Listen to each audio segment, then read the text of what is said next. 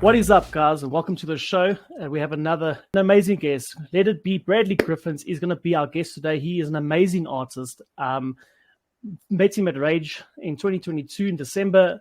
Saw his work, absolutely blew my mind. It's something that I can't wait to show you.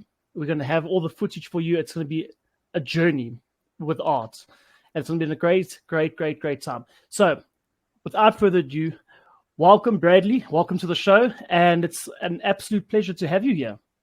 Thank you very much, bro. I really appreciate it. And thank you so much for having me, dude. No, it's only a pleasure, man. We're really excited to have you on board with the podcast. And I'm pretty sure there's going to be an amazing amount of people that are going to be witnessing the miracles you're doing on paper with pen. And I've seen some of your Instagram and your TikTok.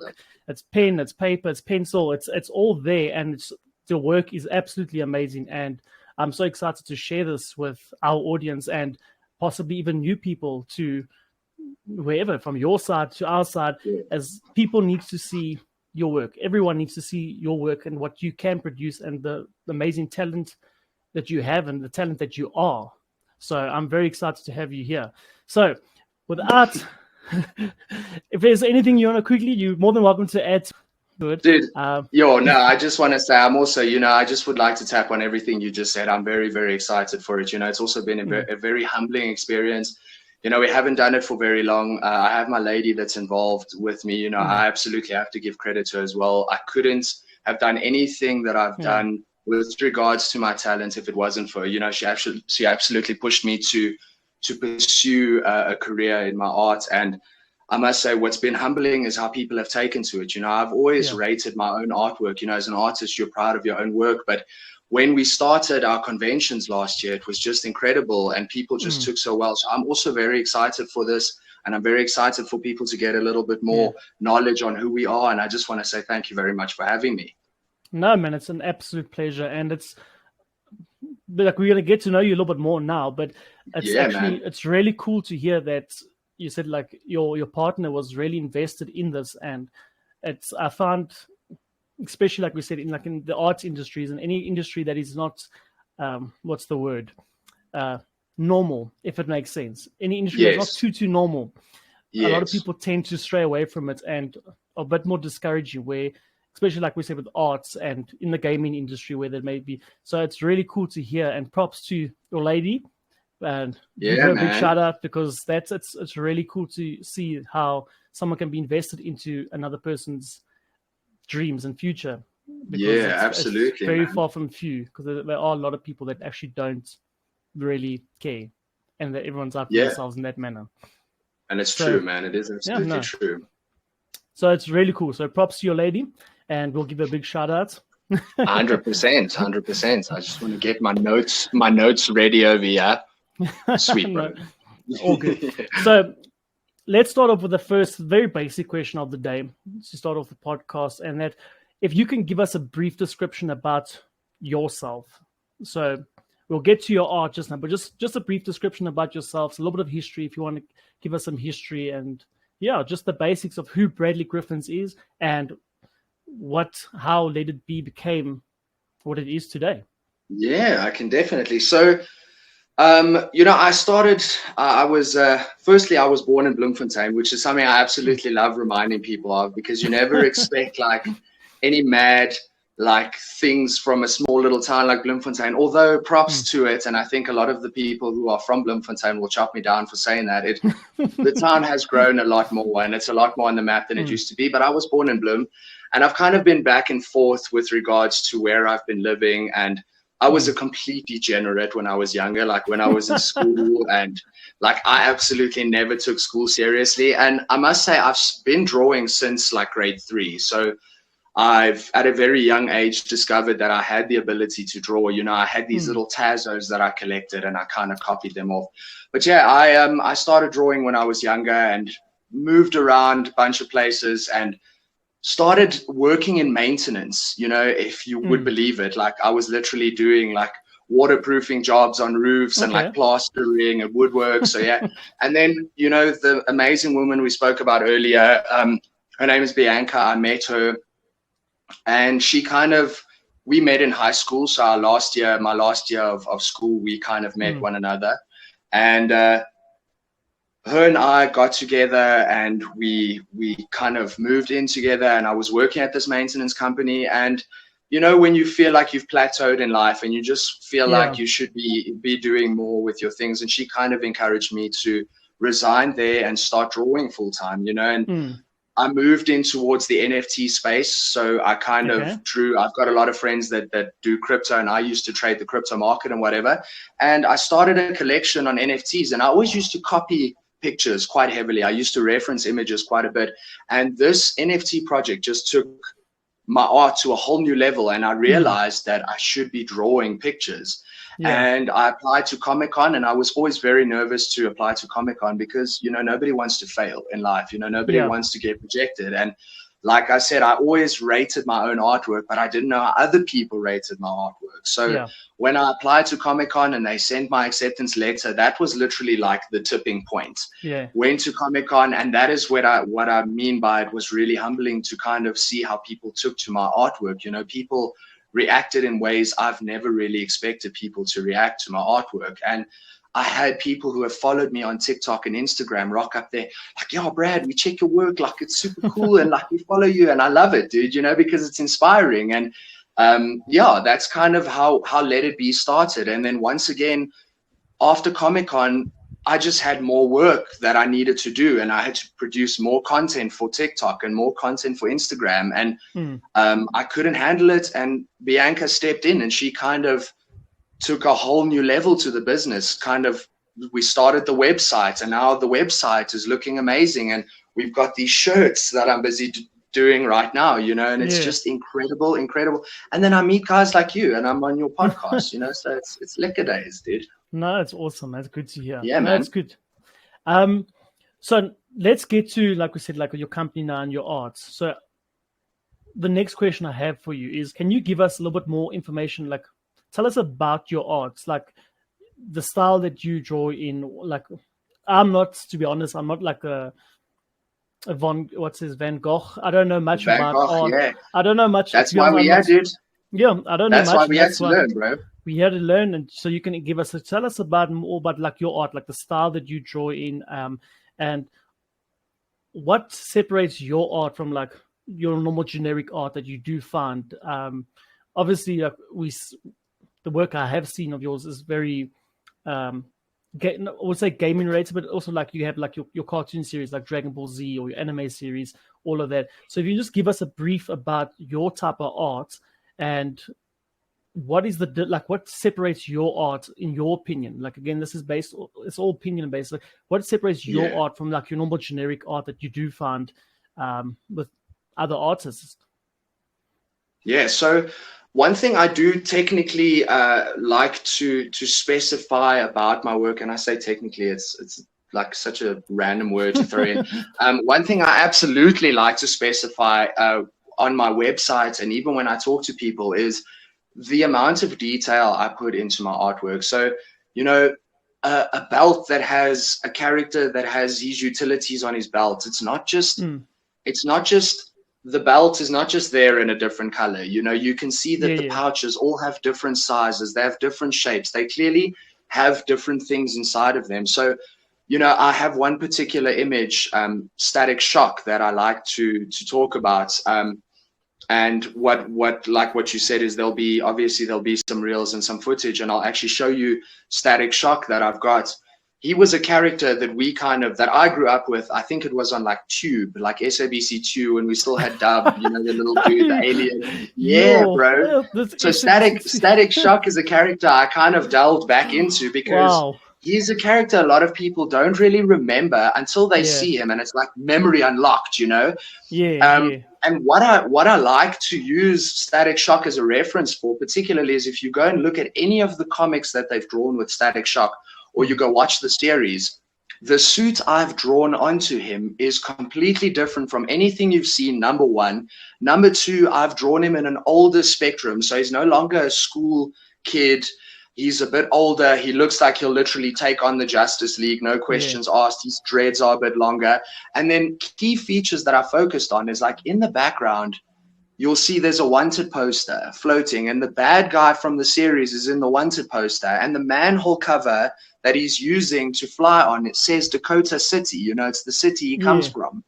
So those are key aspects I like to fill in on the pictures. And then another thing I do with dead average stuff like anime characters, you know, I particularly add more wrinkles to the face, and I add a few more depths and details that the generic work doesn't have. And then another thing I don't like to do is I don't like to take an image and recreate the image. So I'll always change the pose. I'll use certain references, but I'll make it my own. And that is what kind of makes Let It Be unique to other artworks, you know, and particularly the detail is something I stress on.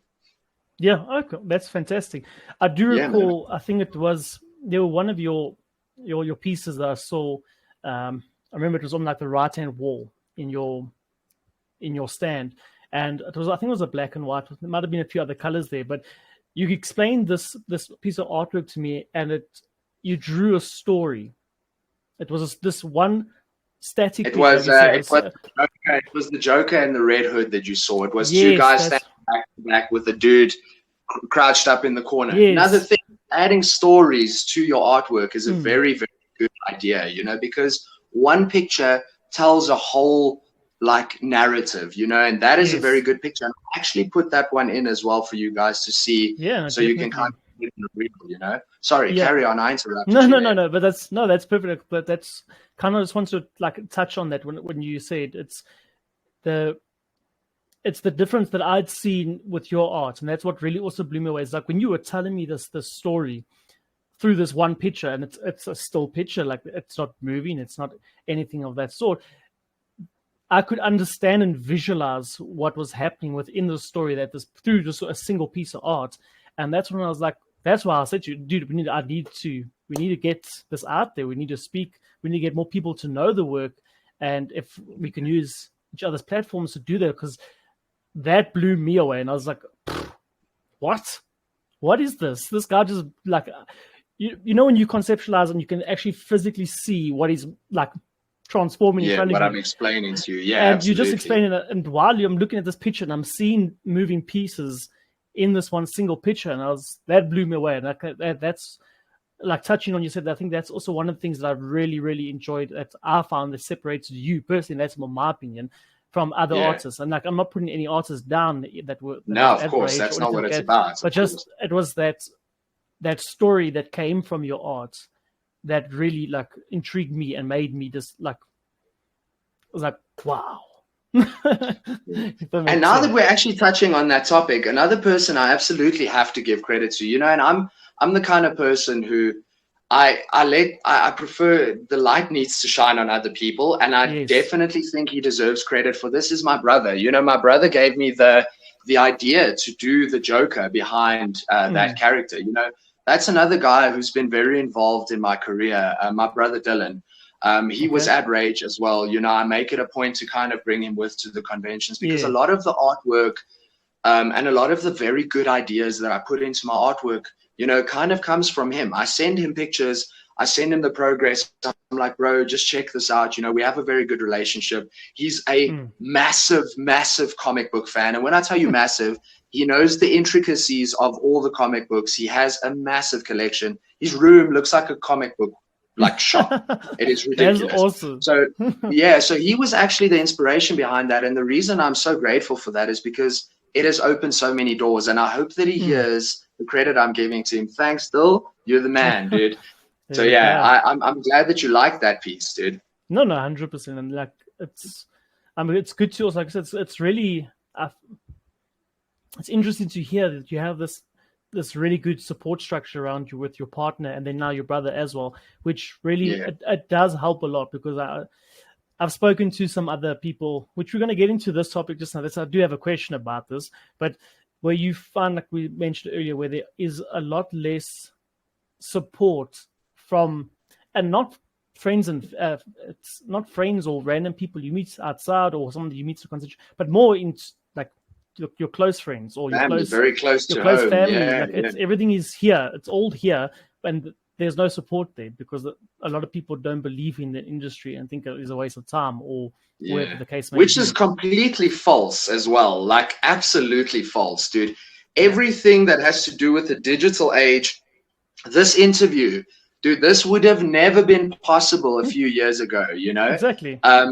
It's absolutely false to think that any sort of digital vibe, whether it be gaming, dude, I know people who are gaming. Well, I don't know them, but I know of people who are 11 years old clocking Fortnite tournaments, and they're winning millions of dollars, bro. It's Not ridiculous. rands, dollars, dude. Yeah. So, you know, and like we spoke about the NFT space, you know, I didn't really hit the NFT space hard, but I've got friends who are selling digital NFT pictures. You know, last year, when they started the space, there was a Lazy Lions NFT project, dude.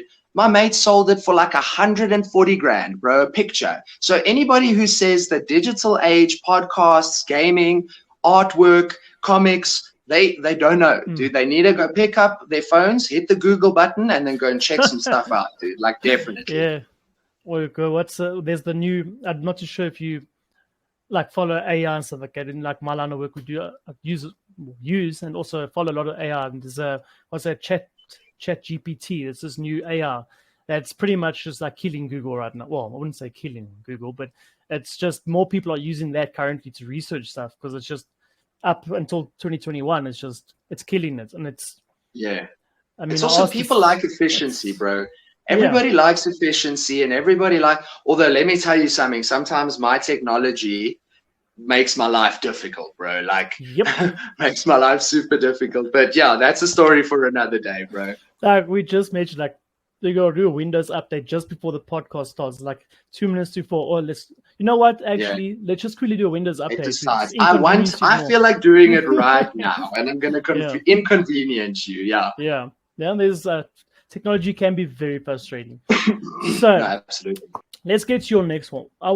You did briefly brush on this a little bit, but if you can just give us again, just as a reminder, what really inspired you to actually do art and draw? Like you did touch on it a bit before, but if you can just dig a little bit deeper into it. So you said that you had mentioned that you had Tazos, like, and I remember Tazos. I was a Tazo Fundi for like all the Pokemon, the Digimon. Yeah, remember Dragon Ball all of Z. them. That was so sick. And you used to that was so sick, dude. Smack it off the glass. Yeah, man, you used to throw them to try and spin the Tazo. Yeah, boy, you remember it. Yeah. So, like you brushed on, like I said, if you can just give a little bit more info on that, like what really got you, like what gripped you to drawing, and what inspired you to, like, besides, like you said, you had your support structure, which you can we'll get into as well, but just what was it always there, or was it just something that like kind of clicked one day? So I would say, you know, and it's a difficult question because, you know, I always think about like what inspired, and we were talking also more about the professional career, but what actually inspired me to pick up a pencil and draw a picture, I'd say, and it's someone who I thought I'd mention in the beginning, but I left her out of it because, you know, I thought it was irrelevant. Turns out it's not. Her name was Miss Van der Bank. Now, I don't know what her name was, but in grade 3, I had a teacher called Miss Van der Bank.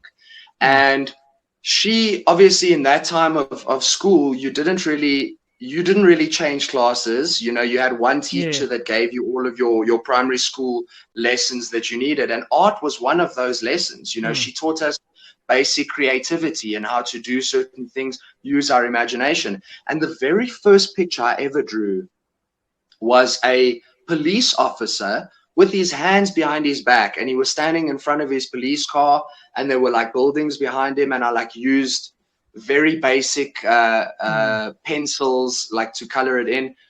And the reason I did this is because she taught me that I could turn a stick man into a 3-dimensional object. I could actually give it rounds and edges and shapes, and she taught me how to use shapes nicely. And she kind of saw this little police officer that I drew, and she reckoned that I had aptitude for art, and she kind of nurtured me. I wouldn't say she paid special attention to me in the class, but when it came down to art lessons, she kind of gave me guidance and kind of helped me because she was also really creative herself. And that is kind of what inspired me to start collecting the Tazos. And I realized, you know, once again on SABC2 Tube with Dub, they had Dragon Ball Z on, and I watched Dragon Ball Z, and I used to love DBZ. And I realized that I can copy these pictures onto paper, and I didn't have to wait for DBZ to come on. I could literally have them in my room, and I could look at these cool images that I wanted, you know.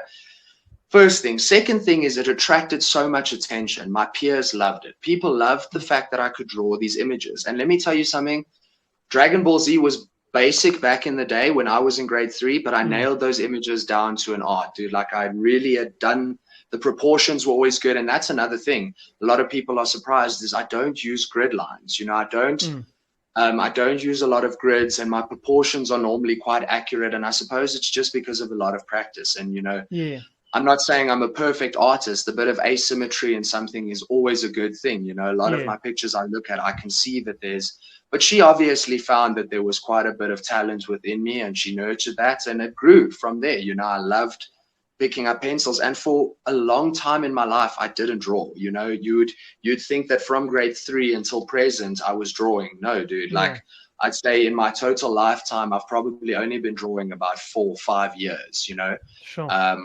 No, it's not been a long time, dude. And I regret that. Let me tell you something. Well, I don't like to use the word regret because nothing we do in our life is a regret or a mistake, you know, but I wish I had pursued a little bit more of that, you know, and nurtured the talent. I'd be so much further. But you know what? There's a plan for each one of us, and mine is right on course, dude. So I think you hit the nail right on the head. There's a lot of man. Like you said, again, I like the fact that you said you don't like to use the word regret, but I do think a lot of people do wish they had started something earlier. But in the end, like you said, everything in due course, everything happens for a reason. I'll give you a good example. This interview would never have happened if COVID wasn't a thing. Legitimately, because I was in another industry. So I'm a professional dancer. So I used to train dancers. I ran a dance company for many years, and then when COVID came, the industry obviously took a huge knock. Like 90% of your clients disappear overnight, like this. So obviously you have to make other plans. So you start looking around. So I went back into my old field because I studied IT and business in varsity. And so now you're like, okay, well, let me go back to that because that is your backup plan. So, well, let's just give it a go. So then got back into web development. And through web development, I was like, you know, I can do something. I'm doing everything for everyone else. There's always been an idea I wanted to do, which would be to start an online gaming platform for like a community base for reviews like we're doing now. And that would have never happened if it wasn't for COVID, to be honest. So like I take the good thing out of it was that it brought something that I'd always wanted to do. You've got something amazing, Yeah, and it would have never ever happened. And probably 10, 15 years down the line, if that never had happened, I would have been sitting there saying, I really wish I did that one day. But everything was in due course. And like you had mentioned, I do wish I could have done this a little bit earlier, but everything happens at the right time. It's okay. It wasn't meant for that time, dude. Exactly. Yeah, man. So that's cool to hear. And I like that you give props to your grade 3 art teacher because that's... I think, very important, bro. Good catalyst, you know. Everything has a catalyst, dude. And I think a lot of people do forget, like you said, like that's why I really want to dive deep into that one. Like, and it's where people do tend to forget. Way back then, something actually sparked the interest there. That actually brought this to life now. It could be years later. For me, it was Warcraft 3. The strategy game. Nice. That's what. Warcraft. That's what. And from that day, like, I'd always been a Warcraft like junkie. You can see there's an art picture over there. That's Sylvanas. I see it, dude. So it was a character that like I resonated with as I was like 11, 10 years old. I'd always enjoyed games, but there was a game that like infatuated me, and it was like religious. You had to play it. I used to love Warcraft when I was a kid, bro. Yeah. I used to love it, dude.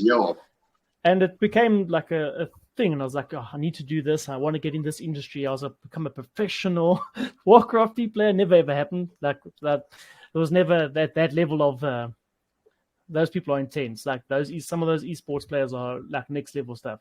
But it's those small things, like you said, that you never would have thought. And that's why it was really cool to hear you say you've got to give props to your old grade 3 teacher, because without that fundamental piece of your life, this possibly might not have been where it is or would have happened. And I think it's those small details that people tend to forget. And it is, dude. And, you know, it's like I said earlier on, and it's a lesson I like to teach everybody.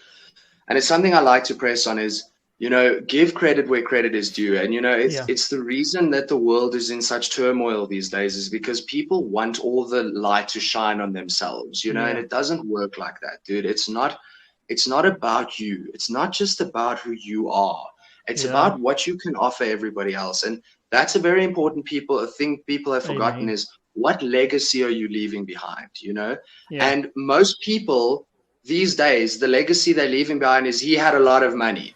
What does that mean, dude? He ran a bunch of great businesses. What did he mean for people? What did he mean for the next guy?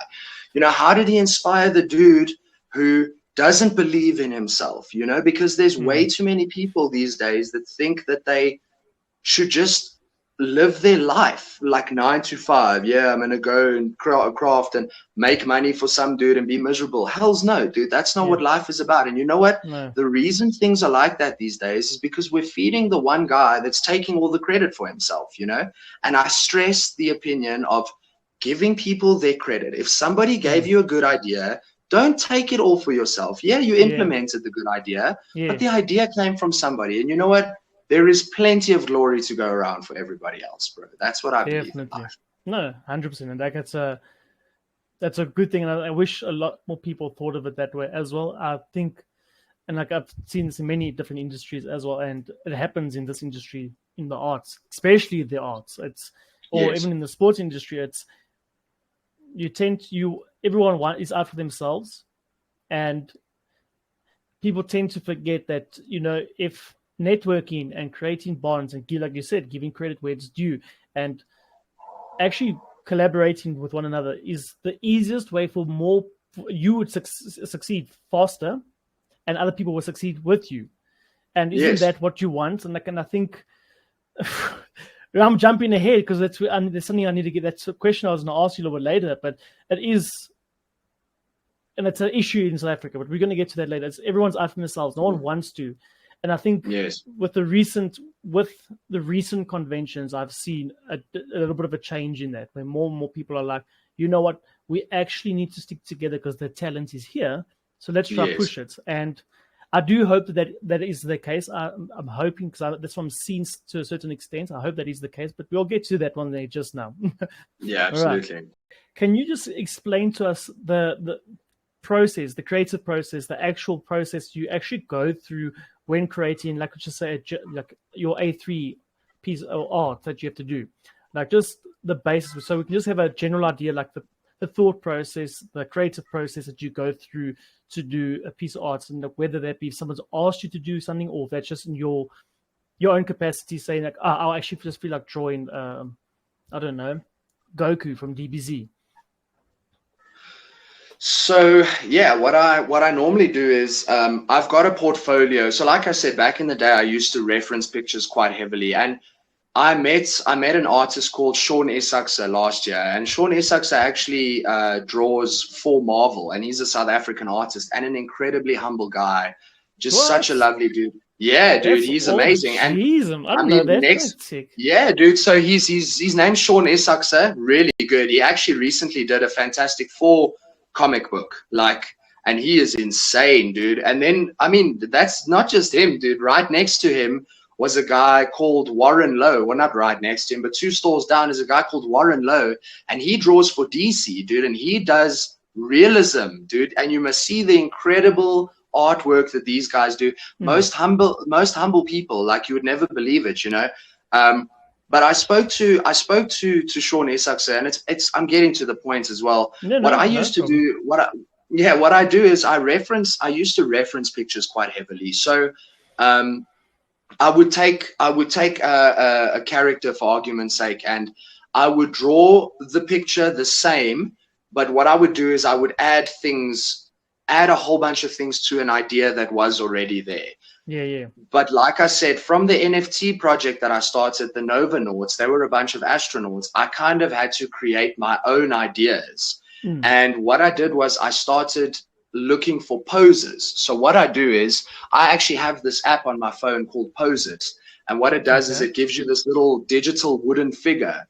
And this little figure, you can kind of move him and bend his legs and bend his body however you want to get a pose, and you can create scenes as well. So you can add multiple figures into the picture. Yeah. And what I realized as well is I can also create a portfolio of these things. So what I do is I have a pose portfolio, so blank figures that have different poses and different shots. And then I've got another one that has different hand poses. Because you can't own a pose or own a hand grip. You can't own a hand gesture, like, so, so I use it. Yeah, mine, this is mine, So what I do is I kind of have a portfolio that has a whole bunch of poses and scenes, blank scenes. And then I'll create ideas out of that, and I'll see a character jumping forward and I feel like, cool, Batman would look good in this pose. And I can kind of add Robin doing another cool dynamic pose, know. And what I do is for backgrounds, I'll normally reference another image. So I'll kind of look at what other artists have done. Because once again, you can't own a cityscape, dude. You can't own a city skyline, or if a guy's drawn some buildings, you can't own a brick, what a brick looks like, what a generic building looks like a generic building, So I kind of use, and I've always felt bad to do that. So as much as I possibly could, and there's a lot of pictures, like I've got a Spider-Man that I did recently that just is it's a 1-point perspective. So the city kind of disappears behind Spider-Man and the rain is coming down on him. And that is a picture that I got the idea from another artist. So what I normally do is I get my pose reference, and which, by the way, Sean Isakser says it's fine. So if you are other artists and you think it's not okay to reference it, Sean Isakser said it's okay to reference things every now and then, and I will quote him on that, and he can contact me as well. But anyway, so what I normally do is I get my blank idea. So I'll get my character down on the page. I'll normally center my page or draw my character off center, and I'll do a very rough sketch. And if you go on TikTok on @letitbe_artistry, you'll also go and see I've got some time-lapse videos that kind of have, I don't know if you've seen some, I think you have. I've seen you like some of them. So obviously the image starts off blank, and what I'll do is I'll get like a rough idea of where and what the character is going to look like, and then I'll do hard lines. So what I do is I tighten the image up. So I'll tighten the image up nicely and get an idea of where all my shadows are going to be and where all of the hard lines are going to be. And then I'll ink over it. And I love doing the ink process because the outline always just looks so amazing. I will kind of get the ink work going, get the dark lines, and then I'll start coloring the picture, So I'll use Copic markers or whatever cheap markers my budget allows for me, if I can get my hands on markers that work. I don't believe in blaming your own tools. I don't believe in blaming your tools. You can kind of make things happen. And I've got one or two really nice markers and some nice pencils. I don't compromise on my pencil quality. That's one thing I will say. And then what I'll do is I'll use the markers to get my first layer of color down, and then I'll get a second layer and a third layer, and that kind of brings the depth out. Your base layer is your light skin color, and then you get your darker shadows going down. And then finally, I will use the finer details like the white, the light coming, as I see you over here, there's white coming off of your face from light, and those are things I'd use the pencils for. It's quite an intricate process, dude. And that's what makes it so much more special, is the fact that it's not just a pencil and then you're coloring in, there's multiple layers that go towards it. People think layered artwork is only done in digital platforms. No, like if you're on traditional forms, you're using your Copic markers like 3 or 4 times over one another. So okay, sure. I did not know that. I was again not knowing too much about art. It's interesting to hear the process you have to go through, like you said, like different layers and layers and layers. I've seen, I think with paint and stuff, I can see layers. I never knew you had to do the same thing when it came to like pencil work or anything of that sort. Yeah, so very interesting. What I would actually at some point like to do, and I know it's something we might be touching on a little bit later, I would assume, is I am going to be starting a YouTube channel at some point, so that I can kind of get through that creative process. Because what you see on TikTok is I'm trying to squeeze a whole process into a minute. Nobody wants to sit and watch like 2 hours worth of footage, so I am trying to squeeze the process into a 1-minute video, and you don't always see the amounts of layers. You kind of see the image develop, but you don't see what happens. So I will look at going live at some point so that I can kind of share my creative process Yeah. with people, because it is important. Once again, knowledge is only powerful if you share it, dude. It's not Agreed. powerful if you keep it bottled. So, Right yeah. here. Some Right there. profound things, my man. Some Just profound things. You should write that down, dude. just hold on. Let me get a pen and paper quickly. Yes, just write it down there. Yeah, man. All of it needs to be written. Yeah. But you did, like you said, you did touch up on that. That's one of the great. Was actually the next question I want to ask you. So let me ask you now: how long, on average, do you think one piece of artwork takes to complete?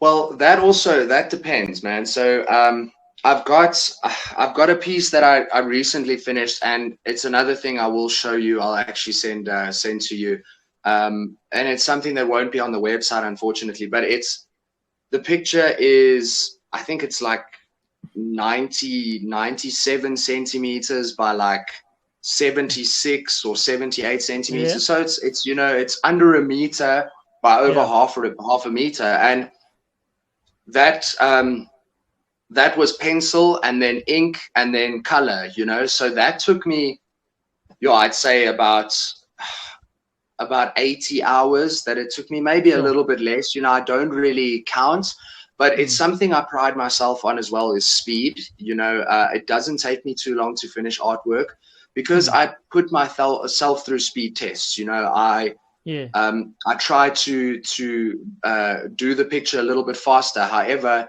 you don't want to compromise the quality of your image to try and get an image out faster. But you'll see a lot of artists that you watch, particularly guys like, I like to watch David Finch. He's an artist that I really like. Jim Salgado. These guys are lightning quick. Jim Lee is one of DC's most famous artists. I actually think Jim Lee is kind of running the show in DC at the moment, and he started drawing comic books. And let me tell you something, dude. Jim Lee will put a whole comic book panel together for you in like a half an hour, dude. Jim Lee is incredible. Wow. And artists put themselves through speed tests. So I'd say on average, an A3 piece, that's like the size I work on the most, would take me about, I'd say, between 30 and 45 hours, that I work on a picture. But the bigger sizes, a lot more. But on average, between 30 and 45 hours, I would say. Okay. It's a lot of time to hold a pen and paper. Yes, absolutely. Okay, no, that's great. It's good to know. And I can imagine, like you said, like the bigger pieces obviously naturally would take a lot longer. Yes. So there's so much more potential. Sorry, there's so much more potential for detail. If you've got a bigger canvas, you've got more background, for more things. And at the end of the day, the characters are bigger, so you can see a lot more on their clothing, whereas a smaller picture, you wouldn't draw the button, the details on the button, you would just draw the button. But on a bigger picture, you can kind of draw the loops and the little seams that are going on the clothes and things like that, so naturally. Yeah. Okay. Awesome. What is the future entail for Let It Be at the moment? Whether does it, like with any special projects you got? You did mention the YouTube channel now. Is there anything else that you got, like any special dates coming up, any content releases that you're coming up, or any like really interesting projects that are coming up that you want people to know about? Yeah, so at the moment, what I really, really am trying to press as well is the fact that we have a website. So, www.letitbe.co.za is the website you can go check. And once again, Let It Be is not like L-E-T, let it be. It's leaded, like a leaded pencil B. Yeah. Also, if you are interested, all of those things are accessible on my TikTok and my Instagram. You go to my profile, the website's available over there. What I would like to stress to people is that we have got t-shirts coming out. I am wearing one of the t-shirts. We do direct to film, which is like a lot more what you see in Pick and Pay clothing. It's a lot more rubbery texture. And then we also offer direct to garments, which is a little bit more what you see at Cotton On and Factory, that type of prints. Okay. We do have a whole bunch of designs ready and available from, like particularly Dragon Ball Z. I've noticed anime is something that's quite big. So I want to stress to everyone that the anime scene will be hit big with Let It Be. If you are looking for Naruto, Bleach, Attack on Titan, Demon Slayer, any form of stuff. We will eventually be delving a little bit more into the gaming characters as well. So I realized that Rage guys like the gaming characters, so I will be moving in on that. And then another thing I want people to know as well is that we will be at Comic-Con Cape Town. Something exciting to mention is that we have already booked our accommodation, so it is probably, well, I don't even say probably, it's going to happen. We will be there. There's going to be so much stuff. We're going to have a lot of artwork on shirts that will be available.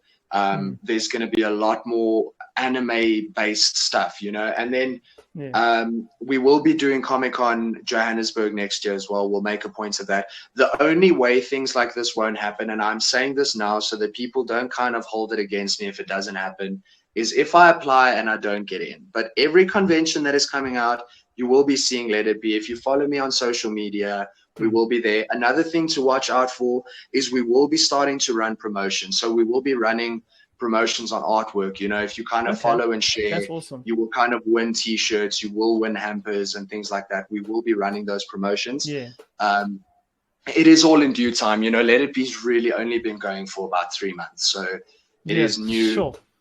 Dude, we've been doing incredibly well considering how new the business is.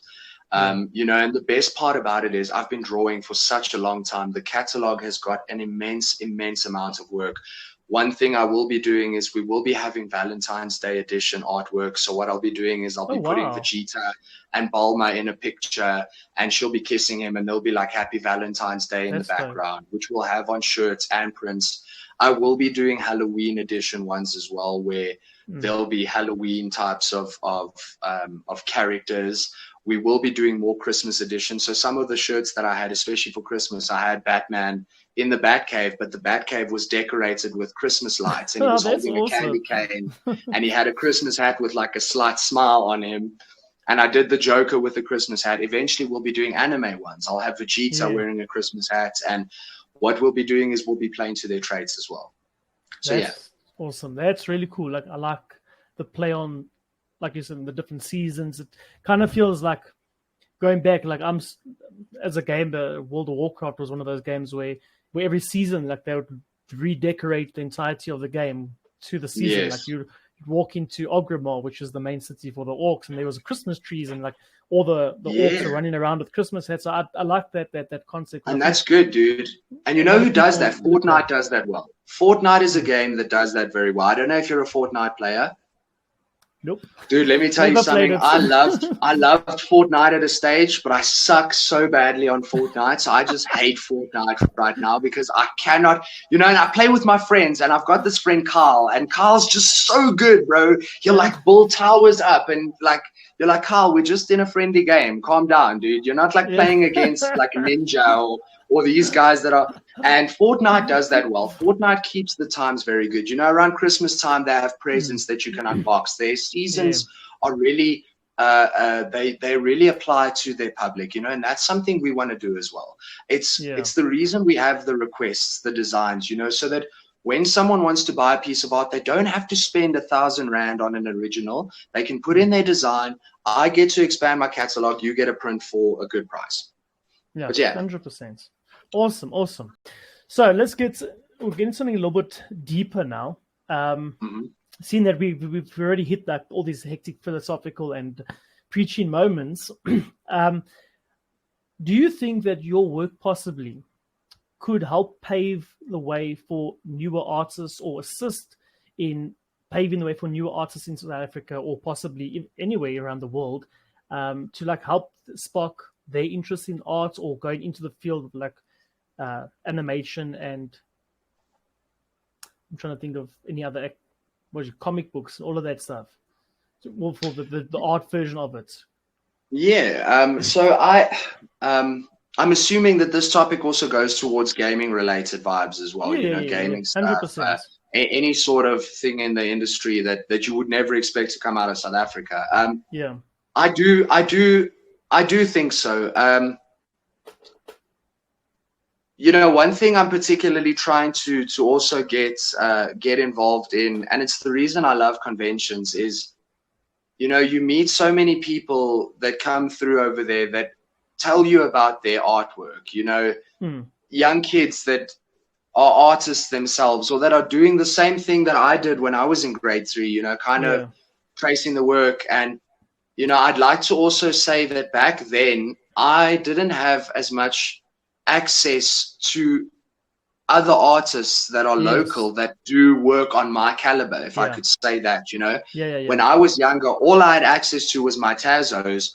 All I had access to was my art teacher in school and maybe like the odd art lesson here and there. But, back then my parents also weren't like, yeah, we're going to send you to art school. Then again, I didn't really ask, I just love to draw my pictures, So now I do think so, because there's a lot of young guys who come, or a lot of young kids who come and they show you the work and they ask for an opinion. And, without being a douchebag or being like doing heavy critiques on their work, you kind of give them some advice that inspires them. And it's also one of the reasons I'd like to start a live draw session, is because people watch artwork to kind of learn, and I do definitely think so. And then another thing we were talking about, there's a guy who I spoke to called Michael. He was at Rage and he came from a company called Clear Access. I don't know if you saw Clear Access's stand there. Clear Access is ringing a bell. Yeah, so Clear Access is actually starting they kind of have a company that caters towards local online gamers, people who play Fortnite, who play CSGO, who play League of Legends or Dota competitively. Yeah. Because remember, our ping and our internet speed and what we're getting is just not good. We have no local servers. No. So they are bringing out local servers that will kind of, I don't know the technicalities of it, that will kind of be the middleman between the guys hosting the games and us local gamers, and they'll reduce your ping to like apparently 10 milliseconds, which is incredible, So I definitely think that there are a lot of companies like that. And don't quote me, but I definitely think that's we spoke. I spoke to Michael a bit. I'm actually remember the stand now. I do remember this stand. And I got a flyer of it somewhere, and I was also just reading about it. Yeah, I also have it somewhere. He wants to buy a piece of art from me as well. So awesome. Very, very nice guy, and I definitely think it's companies like that that are also paving the way for online gamers. A lot of discouraging topics, and it's one of the reasons I don't like playing Fortnite, is because you're shooting a guy southwest, and by the time you've shot him, he's already northwest, bro. Your ping is like, so that's something that kind of, I think that'll encourage a bit more competitive gaming, is you can play at better ping rates, you can play at better internet speeds, you can play a little bit more competitive. I love that you laugh because you know what I'm talking about, dude. I know. I'm literally thinking, I used to play Dota 2. I still do play it, but I used to also in the esports scene in South Africa. And the best part was like when you play on the European servers, obviously, like when I play a ranked match, you're throwing out all your spells and you think you've nailed this. Oaks walked long across the guy's back at his base already, bro. Guys getting health at his base, dude. Like, you think that you're killing him. He's already back at his base getting health, boy. This is a one-shot combo. Boom, boom, boom, boom. Yeah, and he's buying his boots of speed, bruh. You attacking, he's buying boots of speed, dude. This guy. And then all the European Oaks like, why did you just waste your ulti? And I was like, no, I tried to kill him. Oaks not even there. I was like, okay. Yeah. So game's over already, bro. So I do know that's a. Do they still use boots of speed in Dota 2? I remember boots of speed or something. Because I had Drow Ranger. I used to love playing with Drow Ranger, dude. She was I don't know if Drow Ranger is even a character anymore in Dota. Still there, yeah. Dude, I love Drow Ranger, dude. I used to own with Drow Ranger, dude. Yeah. I used to. Well, I still love the character, just never. When I started playing Dota, it became more of a support role, so I couldn't take a carry and turn into support because I just get like flamed and people, just we don't want to get into the toxic scenes of esports. But that's she's still there. She's still kicking ass in Dota. She fights like I would fight in real life, dude, from a distance. Like I don't want to get up close in the action, bro. I want to be in the background. Hey. Yeah, I sort of fling things at people, dude. Like, I just want to be safe, I want to hurt people from a distance, dude, Yeah, I get you. Yeah. Oh, okay. So, let's... Can you give us now or can you give us a few examples of things that you like? Probably like, let's just say things that you faced that have hindered your any of your projects in terms of in South Africa. Now we're talking about like any challenges you faced in South Africa that we're going to get to the bigger picture just now, but just you personally that you have faced within South Africa, like certain challenges you faced with to get your work out on time, or possibly to finish without having the lights being turned off, because you can't use that as an example, because everyone knows load shedding is a problem, and we know that hinders everyone's performance. So is there any other ones besides load shedding? Because load shedding that's like everyone's number one go-to, because we all hate it. It's just a problem. So let me tell you that I like to also, is that noise bothering you? Is there no, there's a noise, the kettle's going, can you hear that? Yeah, I can hear it. Cool. Also, I just want to get some coffee. Yeah, I'll beat you. I'll take that's 3 coffees. Awesome, yeah. No sugar, no milk. Nice, dude. I wish we could do that. It's 2023. Why can we not digitally send coffee? You know, my man needs a cup of it. Yeah.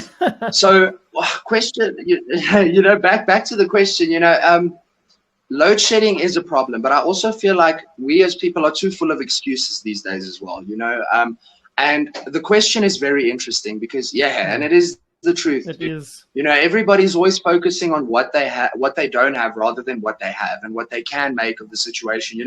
Macro has got incredible specials on these very big lights.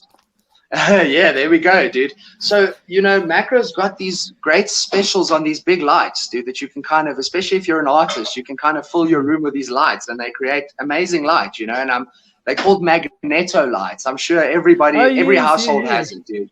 Yeah. So that's something that I use quite often. So load shedding's not really been a very big issue for someone like me. Your pencils and pens don't stop working when the power goes out. So I'd like to say that one thing that is a big defining factor is our economic state, dude. The amount of money people earn. Once again, I'm touching on the topic. That is why we've brought in the fact that if you want a commission done, you can buy the print of the commission. You don't have to buy the original. I add the idea to my catalog. You buy the print without breaking the bank. Now, the point I'm trying to make is our economic state and the fact that people are not earning what they should be earning for the hard work that they're putting in is a big defining factor. Once again, I spoke about some of my utensils, my markers that I use. I sometimes have to sacrifice buying Copic markers. A set of 72 Copic markers costs 7,500 Rand, dude, and it's the truth, dude. And let me tell you, that's just 72 set A. There's 72 set B, 72 set C, and 72 set E, dude. Wow, you're spending like loan out. you're spending like 25 grand for a full range of Copic markers. Now, that is the big problem I have. And I'd say another thing would be financial issues would be the biggest thing. I would love to upgrade my digital drawing platform every year, but you can't always do that because you're trying to walk a tightrope between budgeting for your conventions. Remember, going to Cape Town, I need to get all the stock there. I need to drive there. I need to get the accommodation. You need to buy the booth. It all comes down to financial constraints, So I'd say that is the biggest challenge. But once again, in life, there are more positives out of situations than there are negatives. The plus 100%. Side to life we live in is there are a lot of companies that make markers that are affordable. They might not be Copics, but you can still use them. And trust me, if you go over it once or twice more, you're going to get the same type of color. And then you know what? You just compensate with your color pencils. There's always ways to make things work, bro. Yeah. No, 100%. And I agree with you 100%. And I think you touched a little bit also on the next question I wanted to ask you was like, in your own opinion as well, like, what are some of the, besides the economic side, well, you can get back onto that one now, is what are challenges that you personally feel in your own opinion, or even if you felt in your own capacity as that artist in South Africa and in the industry, the gaming industry, the art industry, are faced with on a daily basis or on a general basis? And do you know of any possible solutions, or what are your opinions on solutions on possibly trying to correct these challenges that artists face in South Africa? So, I definitely think that answer would differ from artist to artist. There's always certain aspects you face that other people don't necessarily face. But I'd say the big issue for artists in general in South Africa would definitely be the fact that the market is very saturated, bro. Really? Dude. I mean, if you just look at Comic-Con, which is why it is such a privilege to be at Comic-Con or Rage, because if you think about it, it's not like I just message Legion events and I'm like, hey guys, I would like a stand at Rage. Can I send you my money and then I get my stand? No, dude, like it's a vetting process. You need to send your work through to them and they need to vet you and check your work. And if you qualify, you kind of get into these conventions, So I think that is the first issue, is the fact that there are so many talented artists that are all trying to achieve the same thing. Now, fortunately for us, is there are so many different avenues to delve into. I mean, there are variant covers that you can draw. You can go and do panel artwork. You can do, you can start your own comic book if you want. You can be like someone like me that kind of does clothing. You can just sell your artwork, like pieces of art that people would hang up. And then there's many different mediums, because a lot of people don't like paintings, they like ink work. There's a lot of people who would like the types of art that I do, but because it's in ink, they don't want it. They want paintings rather than ink, So that's the fortunate thing. So I definitely say oversaturation. And then another thing I'd say is, when you're trying to draw for overseas companies, like when you're trying to draw for Marvel or Warner Brothers, because Warner Brothers is who you get into touch with to try and get licensing on your characters, and I think that's another thing, is the fact that a lot of artists that have made it into the scene, not including Sean Esaksa, because Sean Esaksa was very helpful with a lot of the things he did, but I think a lot of artists, and I don't have any names off the top of my head because I've only been at 3 conventions once again, but I think people are very stingy with the information. I only learned per chance from a comic book store owner that I need to get in touch with KRS Comic Books. They were in New York, to try and get on their list to draw variant covers. But once again, it's a different avenue. If I'm trying to be a variant cover artist, that's what avenue I'd be pushing. But once again, you're one artist. You can't be drawing variant covers and be doing designs for t-shirts and be drawing commissions for, you're never gonna pay special attention to everything. So I'd say one definite negativity behind the industry, especially if you want to draw for DC or for Marvel, is the fact that we're from a third world country. When American companies see your email is .co.za, it immediately goes into the spam folder. It's like, oh, this African company, there's a million Nigerian guys trying to contact KRS Comics to collect their millions that they've won.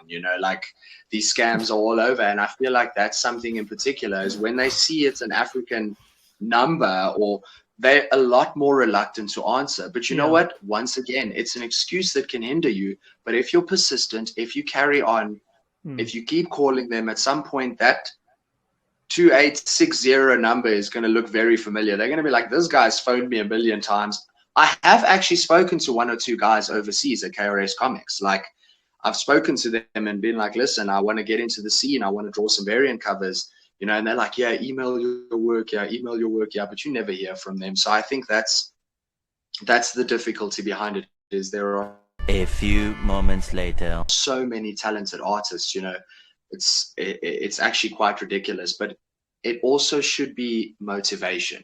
Be better, practice harder, draw more,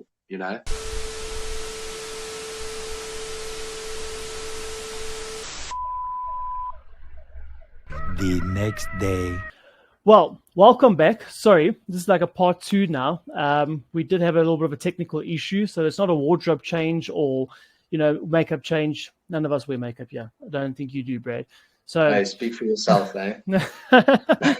So we just had a slight unfortunate technical difficulty, but it's okay. We do live in South Africa. We have slight issues, but we are back now. This is part 2, basically. So to get back to where we were, Brad, we were just talking about the difficulties that artists face in South Africa and in the industry of South Africa as a whole, in the gaming industry, or that, like with yourself, drawing in the gaming industry here, or the anime side. We did touch on a little bit about the issue with being in the country or an African country where some companies just don't bother looking at your work because they see, like you said, the .co.za or wherever it may be, and they don't feel like dealing with. I think a lot of them do think that in terms of they see like an African country's address, and you're like, okay, well, I'm not sending my $10,000 to some Nigerian prince that's going to give me some investment, or I've won some investment from I don't know, some whoever in Africa. So if we can just let's brush up a little bit on that one, then we can carry on. Sorry. Yeah, I'd like to also just I'd like to reiterate that statement as well with regards to when overseas countries or foreign countries see .za. I don't necessarily think it's always related to scam situations. Obviously, you'd like to put things into odds. What are the odds of this being a scam, or what are the odds of this being something that is not feasible? And I think the odds of that, when you're a country like Sweden or you're a country in America and you're faced with a choice of doing business with an African country, the odds are always against us. There's always this thing of, the money might go missing, because there are a lot of instances I've heard of in African countries where there are scams going on. But the next problem, I think, as well, is because we're so underdeveloped as opposed to the rest of the world, a lot of those places look at those companies and be like, okay, I've never heard of Let It Be, as opposed to Bid or Hestiny Transport or whatever the case may be. So I'm not really going to invest my time here, because I'm already a 100K, 200K plus a year company. I'm not going to invest my time in something like letitbe.co.za, and I think that's the issue with a lot of guys starting up, unless you can tie your brand to a certain culture or to a certain brand that is already massive, and you can kind of find your way in there. And what I'm saying kind of ties into the question. I think that is one of the big difficulties being a South African artist, is there are so many of us, if you take, and please don't quote me on these numbers, I'm literally just generalizing and throwing numbers out there. If you take 10,000 people, 2,000 of them can play guitar. But if you take 10,000 people, 6,000 of them can draw pictures, and there might be 10,000 of them that can all draw pictures, but not all of them are to the standard that, you can start chasing comic books or chasing illustrations for book companies or whatever the case may be. So I think that is the big problem, is there's so many artists and there are so many styles, and the unfortunate thing is you're limited to how you can create your style without it looking like a blotch. Like if you're drawing Batman, there's only so much you can change to the character to make your own style without him becoming a whole new character. Batman has a bat on his chest. You can't go and put a hummingbird there, because then it's no longer Batman. That's the thing. So I think that is a big issue, is oversaturation. But once again, it's an excuse people make. Oh, no, I'm not making it because there's too many of us. It should be motivation for you to work even harder. If that guy's working 12 hours a day, work 14 hours a day. And that's just how it works down. So I think that is a big issue, is number one, we are faced with the fact that we're a third world country. And number two, I think we're faced with the fact that there are so many of us. There are so many people trying to chase this dream as well, because it's nice, dude. It's better than working for a boss. It's better than going to a 9 to 5 and sitting at your desk. Even though I am sitting at a desk, it's a lot more passion driven, So I think that it's one of the issues. And I hope that answers. 100%. And I think that, and like we'll get a little bit philosophical here, but I think in the end, but that's what these podcasts are for. But in the end, it is, they always say, like, if you follow your dreams and your passions, it's not really a job. It's just, it doesn't feel like work, even though it is literally work, but it's just, you love what you do, so you don't stress about it. The other thing, like, just a quick one, like, I'm just going to say on my husband, like, I 100% agree with you, everything that you said now in terms of the challenges. I do know that in my personal opinion, and this is just like what I've gathered over the years, and also through all the conventions as well, and speaking to some of the other artists as well. I do feel that a lot of artists give up either too quickly, because it is, like we said, it is a difficult industry to get into, especially that it is an excuse, like we say now, that you are from a third world country, and how do you say, the industry isn't as well developed, which it is developing, but not as well developed as, let's just say, America or certain countries in Europe, because obviously it's just that culture is much bigger there, but it is on the rise here. But a lot of people give up quickly. A good example I'll give you a good example, and that was where I'm trying to get to, is when I first started this brand, beginning of COVID, the first year and a half, I literally had nothing. Like, it was, I don't know, maybe like 10 people actually walked onto the website and were like, oh, this is pretty cool. And there were many points where you're just like, maybe is this really worth my time investing in this? But because it was something I was driven and passionate about, I just I said, screw it, let's just do it. Even if I make no money, it's a passion project, and that passion project turned into actual money coming through. And I was like, oh, wow. And it wasn't big money in the beginning. It was like small, little like pieces, like, oh, you got a 10 rand here or 50 rand. Yeah, tuck shop money. So back then, you're like, well, cool. If that can end up paying the bills for the site, then that's what it'll be. And it just develops. And I think a lot of people, that's that beginning stage. And I'd give it normally, it's like a year to a year and a half, maybe even 2 years. People need to push through that stage, and a lot of people give up in that period. And I think that's what they need to entrepreneur business. People give up in that period there. Generally, most entrepreneurs don't make money in the first 2 to 3 years. It's only after that. Not all of them. You're lucky if you do, bro. You're lucky if you do. That's the thing. So, like a lot of, and I've noticed that people do give up really quickly. And I know a lot of creatives, and that's the thing. It's a lot of creative people give up quickly when you have that very big gap. And I understand as well why they give, because it's, you need money to survive. Unfortunately, that's the reality of the world. Love doesn't make the world go around. Money does. Unfortunately, that's the truth. You need money to survive. And I think that is the issue. And that's why I hope that the industry, which will go to our next question, which I know is on the rise in this country, but I think people just need to stick together. And the biggest key, in my opinion, in this country that lacks is collaboration. Artists are all out for themselves, and it's very few that want to collaborate. And this is what I wanted to change, was the collaboration aspect of the gay industry in South Africa, in terms of the gaming, with artists, with game developers, is collaborating with one another. Because if you get the word out, I get the word out, there's two people getting the word out, both followings can help get the word out. That makes a builds a bigger culture in the end. Whereas if it's just me, it's one person trying to do all the work. And I feel, again, collaboration for me in any industry is one of the biggest keys, because teamwork is dreamwork in the end.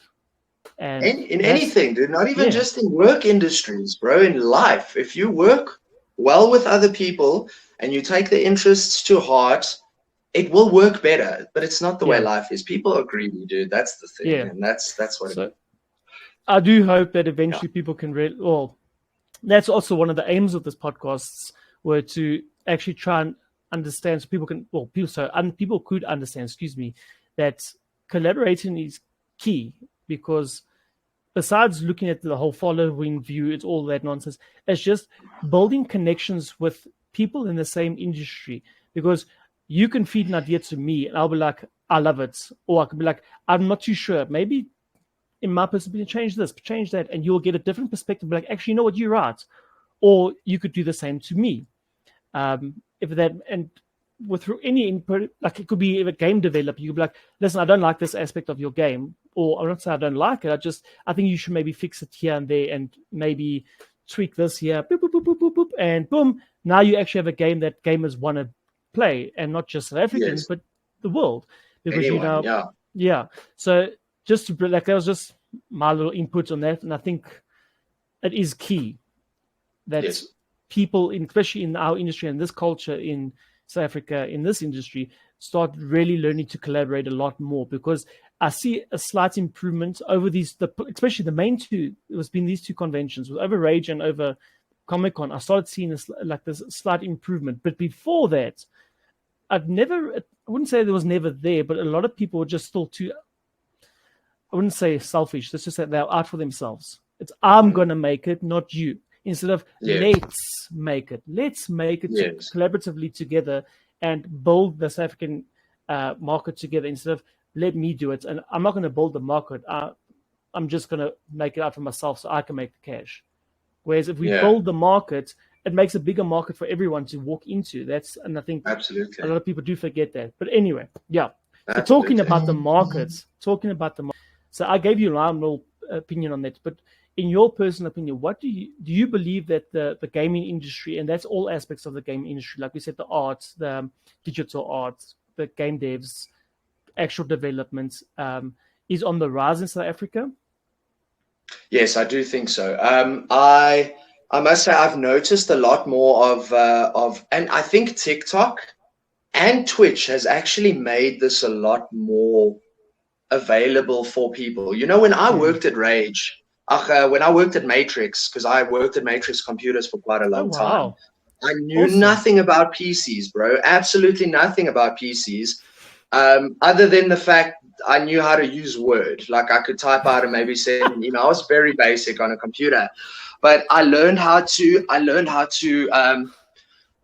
build a PC, because it's the first thing they teach you when you walk into sales is you kind of work in the different departments. And I must say, less about the work at Matrix and more about what I learned there is I obviously started working very closely in the gaming sections, because Matrix has their work sections and they have their gaming sections where you can buy graphics cards and stuff like that. And I learned how the PCs came together, and I started speaking to a lot of people who came in and bought gaming PCs. And then I attended my first Rage, which was incredible because I'd never experienced anything like this. And then I realized how many South African CSGO or League of Legends or Dota teams there are. Yeah. And they have like these literal competitions where they rig up an entire hall just for gamers. And they have like pavilions and like, by the way, people, if you've never been to a Rage or a Comic-Con, or even if you're a computer gamer or any form of gamer, go to Rage. Like you can sit in pavilions and watch people play games. So I definitely think it is on the rise. And after I'd learned about these things, I'd started paying more attention to it. And on my TikTok, I've got a lot of South African people that I follow, that follow me back, that actually stream their PUBG on Twitch. Yeah. Or they stream their CSGO on Twitch. You know, I follow a chick called Kelly Serenity, Kelly Stain. It's actually someone I met at Rage, my very first Rage. Okay. She kind of came to the stand and said, look, she's looking for some gaming stuff to start out her gaming rig. And you must see what it looks like now. 5, 6, 7 years later, she's got an incredible gaming rig. She's got followers for days. She runs competitions. And she's not the only one. There are so many other people, you know, that are busy doing this. And I honestly think that Fortnite is another very big a big catalyst to all of this, because people love Fortnite. Like we spoke about it last time. Fortnite is just so relevant to everybody, and it's relevant to pop culture. And you know, things that come out, they keep up to date. I personally don't like Fortnite because I suck at it. But I think that that's another thing. I mean, I would be wrong if I said, I used that incorrectly. I'd be guessing if I said that I'm sure there's South African guys who play Fortnite to actually get into the League Cups. You know, those you can kind of play where you build up the heat and you kind of enter into leagues and things like. I'm sure there's South African people who have gotten far enough, you know. So I definitely think so. And then with regards to game developing, have you heard of Boot Fighter? Yeah, dude. Oh, Boot Fighter. Bro, Boot Fighter. Incredible, awesome. Dude. And I mean, that is a game that if it's not already internationally known, it should be. Like, that is a game that anyone in the world can love, dude. If you speak English, you'll understand the game, and the accents are great. You know, it's one of those games that you're kind of like, the developers spend time writing the script. You know, you can see that there was effort in the writing. the game has got its own like je ne sais quoi to it. It's got its little style with the little characters and their little tiny bodies. I love it, dude. It's great. And then I just think I think it's like that in a lot of instances. I'm not a very big PC gamer, so I don't know how many South African games are out there and stuff. But based on what I've seen at conventions, yes, dude, the industry is definitely on a rise. I met a whole bunch of South African artists. Like I told you, Sean Isakse, Warren Lowe.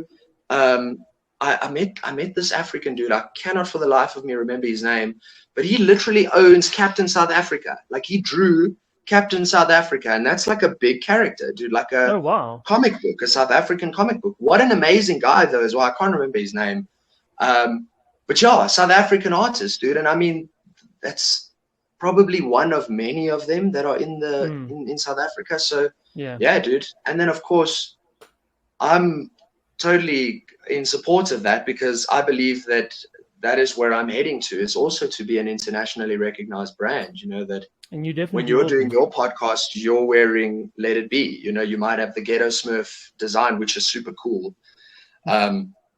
Yeah, I love that logo, by the way. Yeah, that logo is so fresh, dude. Thank you. So yeah, hopefully that's something that we can eventually do. I can kind of have Let It Be on your podcast, and I would love to be on Joe Rogan's podcast, dude. Like that's something I've also gotten into after you and I started speaking. As I started watching Joe Rogan's podcast, dude. Podcasts are just incredible, like so incredible. But we're going off on a tangent. We are, but that's not an issue. It's the nature of the business. It is. But no, I agree with you. Like I really do believe that the industry is on the rise. I still think there are a few kinks and little screws that need to be tightened within the market. The big thing also comes down to, like we said, budget is pretty much a huge thing as well. I wouldn't say there isn't a budget for it, but a lot of it is self-paid. Yes, because it's an industry that still is on the rise. I mean, we have I think it's RGB Gaming. They are the school, which actually I'm trying to get an interview with them as well, which is in the works. So watch out.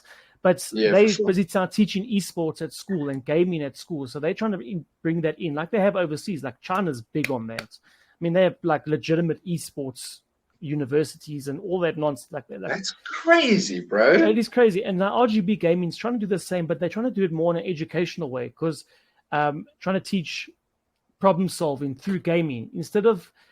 And what I love about the aspect of that is, like, it's not your conventional. You tell me what the square root of pi is and times that by 52 and then divided by this. Some people just don't get that. And then you lost me at pi, dude. Like, so what I love about that is, and this is where like it's businesses like this, because they're trying to solve problem solving skills and hand-eye coordination skills through gaming, because it's relevant in today's society and world. It's an industry that's becoming bigger than the movie industry. So they're using that medium to actually like solve problems in the country while still developing the industry as a whole. And I think which would be amazing.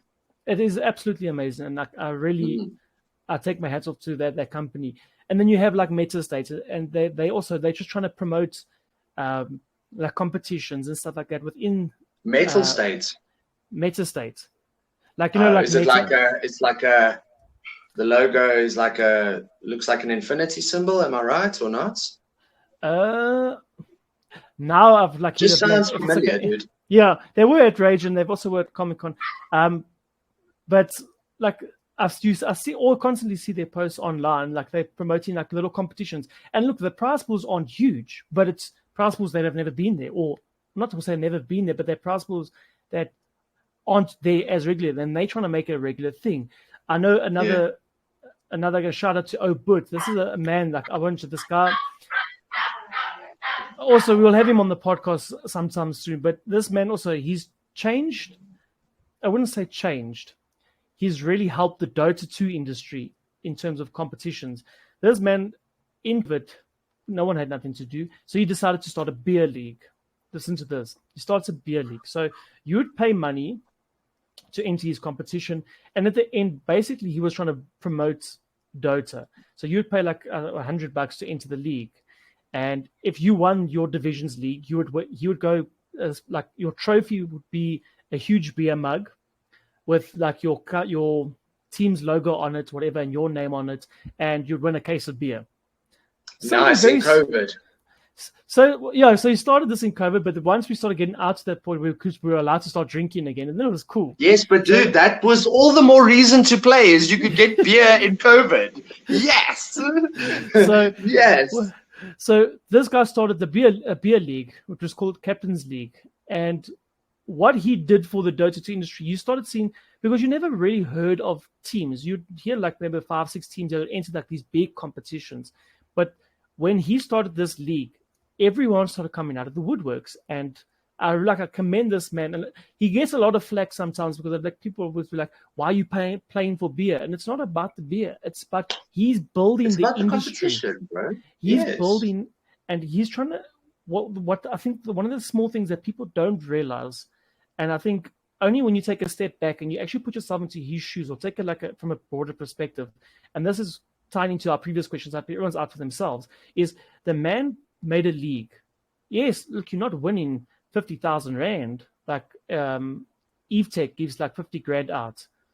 That's EveTech. It's not Captain's League. Captain's League is a small thing. But what he's done is he's actually started developing small teams. So people that, and you don't have to be a professional to play in a league, but this is how the development comes. It's these small grassroots teams, and that's what he's doing. He's developing grassroots esports teams without, maybe he knew it in the beginning, or maybe he didn't know it.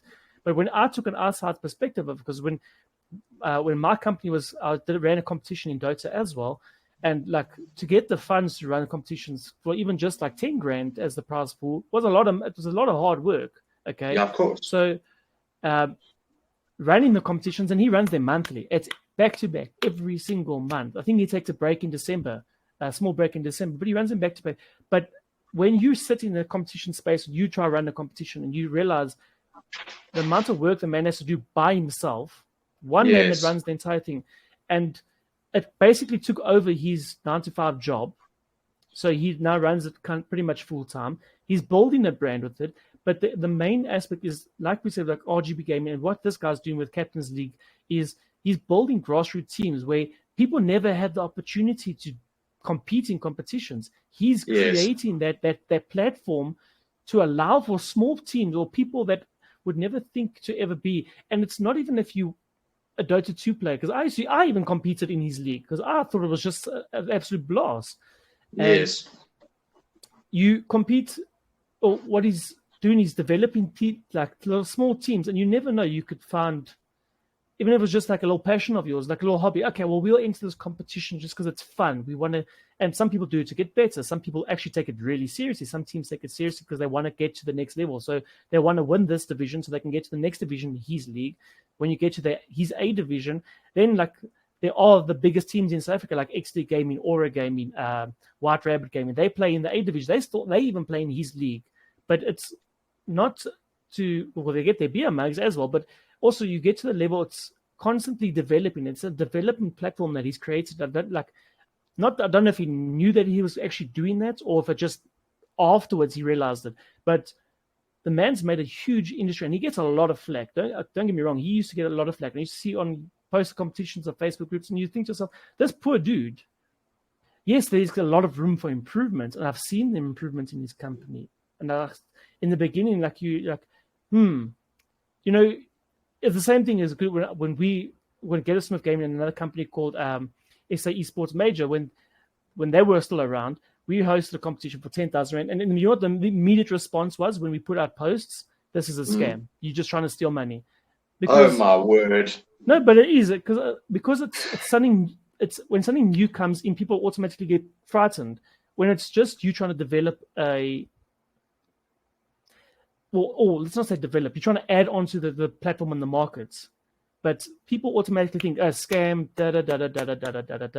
And that all ties part to parcel. The industry grows, definitely, but it needs to grow together. And I think what I've really come to notice with these conventions and people are starting to interact with one another, people are feeling a lot more safe to start doing these things. Where as before, like if I posted a Dota 2 competition in 2019, you would have laughed at me, and no one would, like, not one single team would have entered, because they would be like, this is a scam. And I think that's where, like we said, it is on the rise, definitely. And Twitch has been a huge thing. TikTok has been huge for the gaming industry in South Africa because, like you said, and funny enough, COVID was also quite a good booster for the gaming industry in South Africa because more people were at home playing games. So, I do agree. Definitely, we are on the rise, and I hope it continues that way, because, and I'm sure it will, dude. There's so much talent in this country, regardless if it's you're an esports personnel. Good example, Tekle SA. We would love to have you on the podcast. That chick, probably one of the coolest, one of the best esports analysts and shoutcasters this country has, and probably she's an international shoutcaster. She's not just locally. She's from here. What's her name? Tekle ZA, yeah. She was at Rage. She is absolutely phenomenal. I will definitely check that out. I first saw, like, legitimately, I first saw like TikToks of, I think it was Instagram reels. I was like, okay, cool, follow. Then I actually met her then at Comic-Con, had a fat conversation, even got her to do race car, like pretend she was in a race car with me as a joke, I was trying to win a competition. But it was, what a humble person. And she's changing the landscape for the esports, like casting and shoutcasting and analysts. She's doing huge. She's in Dubai. She's here. She's in South America constantly. She's constantly busy. And it's not saying it's people like that are just really, like, they are building platforms, and whether they know it or not, they are building platforms for South Africans. And that's why I've read articles. I've even like busy with articles about the South African gaming industry, and it is, dude, we are on the rise, but there's still a lot to work on. But if we can work them out and work together, we could rival some of the big countries in this industry. Hands down. Absolutely. But yeah. So let's get to our last question for the day. This is probably the hardest one. I know, well, for some people, I know our previous guest, Damien Tomaselli, that made the comic book, and this was his hardest question. And he actually mentioned Boot Fighter as one of his top games, actually. But so we want to find out from you, what is your all-time favorite game? Batman Arkham Knight. Batman Arkham Knight. 100%. No brainer. If you can't say that out loud. Don't say that on the podcast, dude. Those are the things that you keep between us on messages and stuff. You don't say you haven't played Batman Arkham Knight out loud. Okay. Like, that is madness. Have you played any of the series? Have you played any of the games? Were they on PlayStation 2? Were they on PlayStation 2? No, they came out. They started on PS3 and Xbox 360. Okay. Well, no, then I haven't, because I never owned a PS3. I owned a PS360, but I don't think I ever played. Maybe I played it at like a friend's house or something somewhere. So it started. I never actually owned the game. Well, it started out. So it's the company Rocksteady is the major involver in the game. So it's a Warner Brothers game. And then my favorite companies like Rocksteady, Havoc, Blink Video, all three of those companies are involved in the game. Now, what I love about Rocksteady and Havoc is their hand-to-hand combat elements. So if you've played Assassin's Creed, Havoc and Blink Video are involved in Assassin's Creed. I don't know many other games that Rocksteady was involved in. I just know that they are renowned for the Batman games. But Blink Video and Havoc, have you ever played Mad Max? Yes, I actually have, yes. So Mad Max is Havoc. Many years ago, but yeah. Yeah, so Mad Max had good hand-to-hand combat elements into it, good counter techniques. Now, the thing I love about Batman Arkham Knight, dude, is I'm just a really big Batman fan. So I've got the Batman tattoo. Yeah, something I drew. I've got a Joker on my chest as well. So I obviously drew both my tattoos and had them put on. And I've always been a really big Batman fan. And I got my first Xbox 360 when I moved to Johannesburg. And I think I've always been very into like RPG games, so third-person hack and slash games and stuff. And I think I went to BT Games or the mall, Cresta or something with my mom and them, and I'd gone into BT Games for the first time in a very long time. And on their pre-owned shelf, they had Batman Arkham Asylum, and it was the Game of the Year edition. And it came with 3D glasses. And they actually made the game so that it had that old school red and blue 3D effect to it, so that when you put those glasses on, everything just came out of the screen, dude. And let me tell you something. The best part about that game is that they used Kevin Conroy's voice. So the animated Batman that we all grew up with, they used that voice for Batman. That's dope. And they used Mark Hamill's voice for the Joker. So Mark Hamill is the guy who played Luke Skywalker, if you're not familiar. And he's been me as well, dude. Love Star Wars. So that is another thing. The new game that's coming out, the new Star Wars game, the Jedi Fallen Order that came out.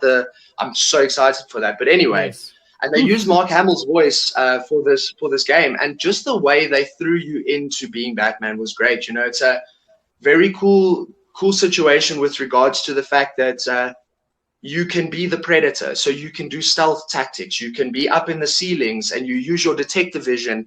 And detective vision literally opens up. It tells you the beats per minute on your enemy's heart rates. It tells you their state of being, so whether they're nervous or calm or frightened, and you use those things to your advantage.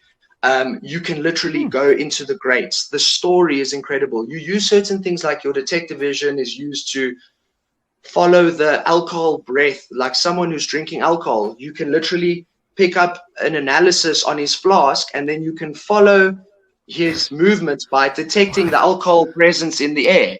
And let me tell you something, it only got better from there, dude. Then they brought out Arkham City, when you would actually explore the city, not just the asylum anymore, and you could glide around.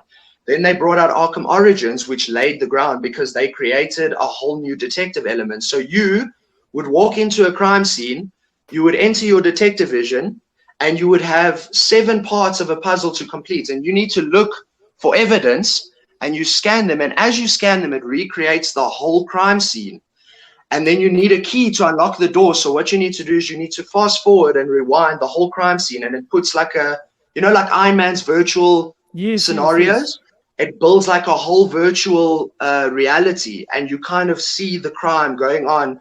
And you realize that guy was shot, so his key fell over there, and you got to get the key. And then they brought the Batmobile into it, dude. And now you use the Batmobile in missions. Like, you need to get down an elevator shaft, but it's broken. So you use the Batmobile to attach the winch, and you literally pull the elevator shaft up and down with the Batmobile remotely. You're like literally standing and you're controlling the bat, dude. And then, of course, the stories, dude. You know, the story is very captivating. So things I like about stuff is put effort into the story. So like what I said about Buttfighter, you can see that the developers put effort into the script, you know, and it's the same with Batman. Every single game has got a twist that literally has me. I have to pause the game and I get up and I'm like, what just happened right now, dude? Like, the twists are insane. And then on top of the fact that the visual effects, dude, like if you go, Batman Arkham Knight came out in 2015. 2015, bro. I'm still playing that game. I think I've finished the game a good 15 times, start to finish. My brother has gotten to the point where he's 240% complete with the game. Like, dude, it is just, because you play 100% and you get the new game plus, and then you can finish the new game plus 200%. And then there's additional challenges which add the additional, bro. But let me tell you, visually such a good game. They remastered it now for PlayStation 5. And MSI, I actually watched a video of it, dude. MSI sent a 4070 Ti graphics card to a guy. And Rocksteady actually brought out an Ultra 4K settings mod for the game. And the game, and then this guy actually reviewed the game on 60 frames per second with a 4070 Ti. And you must see what it looks like, dude. It's incredible. And then another thing that they really did well is the season pass. So a lot of games these days are slacking on the season pass, dude. You buy the season pass for DLCs, and then the DLC has like 4 hours of playtime. It's not good enough. Yeah. No. You know, this game brought out, it was called the Family Matter, and the Family Matter gave you Batgirl's story, it gave you Red Hood, it gave you Nightwing, it gave you Robin, you could play as Harley Quinn. Sure. And then on top of it, it gave you all the movies that have come out, all the Batmobiles, all the Batsuits. And then when they brought the Batmobiles out, they have special racetracks that come from those eras. So if you like Michael Keaton's version, which is my favorite version of Batman, the 1989 version, you can play with his Batmobile, and you can play on tracks that are themed from the movies from the 90s or from 89. So Danny DeVito's Penguin, Jack Nicholson's Joker, those themes, they have those race courses. And then Christopher Nolan's Batman, you know, the one that had Christian Bale as Batman. I don't know how much of a Batman fan you are, but I no, dude. I won't. I love Batman. Probably one of my favorite superheroes. I know a lot of people will maybe fight me on this, but to me, my favorite Batman to this day has always been Christian Bale. I love Batman's portrayal of Batman. So, dude, let me tell you, very good story arc, very good director to actually capture Batman, and he actually hit that trilogy in a good time, where his Batman was actually very realistic. Like, he portrayed Batman in a sense that you felt like, okay, I need to make money so that I can become Batman. Like, I can do these things because the way they explained the technology and the things that they had. So very cool. And on that note, they actually brought out Christopher Nolan's Batmobile, Batsuit, and tracks. And when you do the racetracks, there's explosions and you can see the green screen. It looks like you're in the filming studio and you're actually racing through the filming studio. Bro, that's awesome. If you've never played Batman Arkham Knight, do yourself a favor. Any of the Arkham series, you know, very good game, you know. And then I'd go as far as to say, if you like things like that, play Ghost of Tsushima. Ghost of Tsushima is remarkable, dude. It's such a very close second for me. And then Red Dead Redemption, dude. So those 3 games, I'd say that's a great game. Red Dead Redemption 2 is actually a game I finished recently. Very, very good game, bro. I mean, Rocksteady always pushes the envelope, dude. They just do so well, dude. But Batman Arkham Knight, hands down, my favorite game, bro. Don't even need to think twice. What's your favorite game? My favorite game is actually this asked in the last podcast as well as World of Warcraft. So I have been. It first started as Warcraft 2. I played Warcraft 2, then 3 when I was a Lati. That's where I got into like the world of Blizzard and the whole universe that they've created. And then I started playing StarCraft and all that. But it was when I eventually actually got into and I could finally play on like I go to internet cafes and I could play online. And I started a little World of Warcraft character. I made a Blood Elf rogue. Then I was hooked from the day, like since I think, how old was I? Maybe 16, 17. That was the first time I could actually play online. Because, you know, well, that's more or less when it came out as well. It came out a little bit earlier than that, but I remember I had friends who loved it, dude. 24, I think it was, because I was a bit late to the party. I only started playing in there when they brought out the second expansion. Because I just could never play online. You know, I just didn't own a PC. They were all internet at home. Or internet. It wasn't a big thing. So you go to internet cafes. Only the Lanis had internet, bro. Only the Lanis back in the day, bro. The Santon Boots. But anyway, no jokes to them. But so we were just jealous of you back then, guys. We were jealous. We were just jealous. We were jealous. Legitimately. So that's basically, and when I started playing that, I was hooked ever since. I took a break now recently from it because like life got a bit too hectic and games were just had to be like slightly shifted because life gets. And it's literally, I started playing it again about 3 months ago. I got back into it and I was like, oh, man, but I've missed you. I think for me, the game, it's besides like the expansive world it's just huge. You mean, World of Warcraft is beyond huge. It's Azeroth, eh? That's where it takes place in Azeroth. So you have Azeroth, and you got Draenor, then you got all these different now because they just keep adding to it. So the world gets bigger and bigger. It's like Fortnite, dude. It's basically like Fortnite in a different element, you know. But it's just, I think I love the community that they have. it's also just, but what really got me was the story, like the lore behind Warcraft, and Christy Golding that writes a lot of the lore, well, not the lore, the books for them. It's unreal. Like their storytelling is out of this world. They've had a few blunders recently here and there, but they've made it up recently. And then what actually really got me, let's just say, what really sold it for me in the end was one character. She's on the wall right there. Yes. You showed her to me last time, and we spoke about Drow Ranger. I actually said that I love Drow Ranger. It's what kind of... Yeah, so Sylvanas Windrunner was a character that like really resonated with me. And I was like, it's like a similar personal traits in how I think. That's how I thought. And I was like, that's what sold me to World of Warcraft, actually. Because like I loved everything, but when I was like, this is just, it was that, and I was just like, cool. That became my all-time favorite character in any game to me to this day is, or actually there's another Blizzard character that actually, I don't know if you've ever played StarCraft, there's Sarah Kerrigan.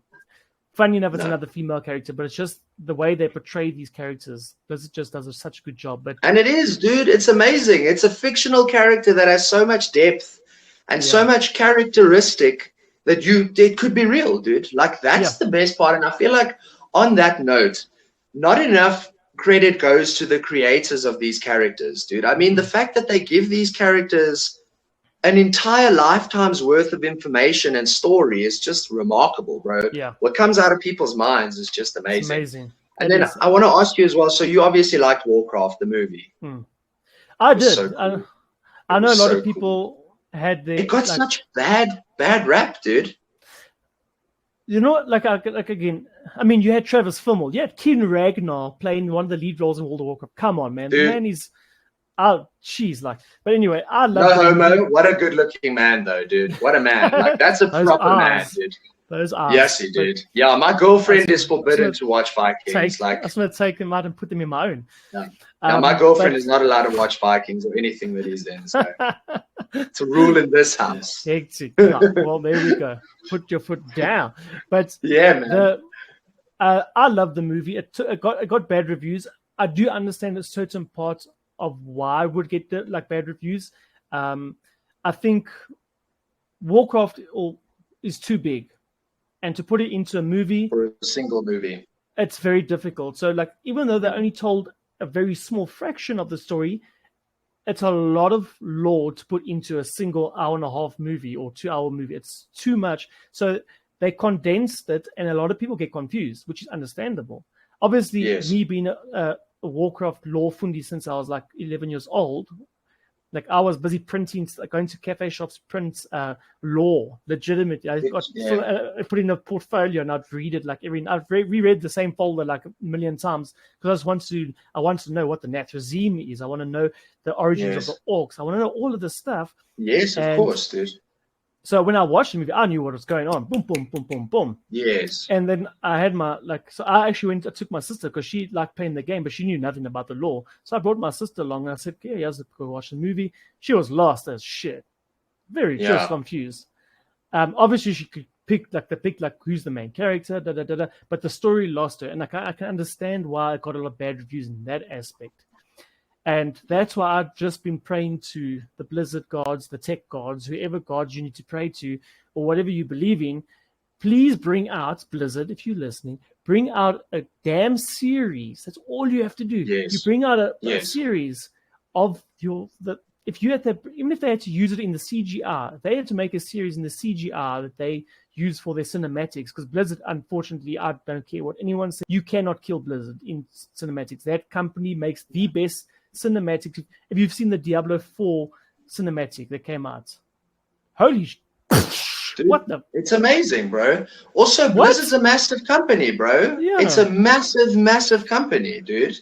I must say also, I'm not too familiar with Warcraft, but I've watched the movie 2 or 3 times, and I must be honest with you, it's not like I was super confused. Like, they explain what's going on in the movie, and the next thing I feel like also a lot of people didn't give credit to was, if you played Warcraft when it just came out, there were not all the bells and whistles that there are now, dude. It was only 2 races.